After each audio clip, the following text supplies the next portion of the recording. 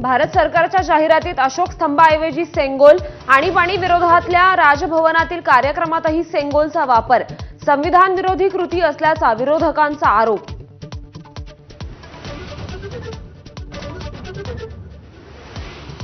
माळेगाव कारखान्याच्या निवडणुकीत अजित पवारांच्या पॅनलचा 21 पैकी तब्बल 20 जागांवर विजय. मावळते अध्यक्ष भाजपच्या चंद्रकांत तावरेंना केवळ 1 जागा. शरद पवारांच्या पॅनलचा सुपडा साफ.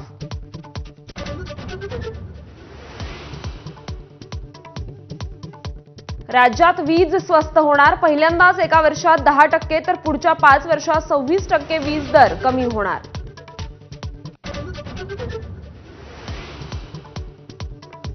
सीबीएसई बोर्डाची 10वीची परीक्षा वर्षातून 2 वेळा होणार. 2026 पासून फेब्रुवारी आणि मे महिन्यात परीक्षा. फेब्रुवारीची परीक्षा सक्तीची तर मे मधली ऐच्छिक. लठ्ठपणाविरोधातलं जगातलं पहिलं औषध भारतात दाखल. एका कोर्ससाठी महिन्याला 17,000 रुपये मोजावे लागणार. आज दुपारी 1च्या सुमारास मुंबईतील समुद्राला मोठी भरती येणार. यावेळी समुद्रात 4.75 मीटर्स उंचीच्या लाटा उसळतील. या मोसमातील ही सगळ्यात मोठी भरती असेल.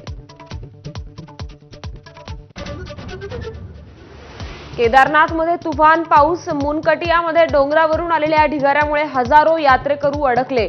अनेक ठिकाणी भूस्खलन तर हिमाचलच्या कुलूमध्ये अनेक भागात मोठं नुकसान.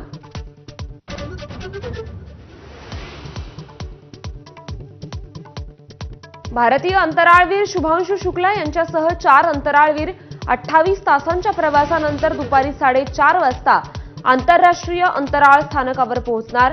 मोहिमेदरम्यान 14 दिवस सगळे अंतराळवीर 60 प्रयोग करणार.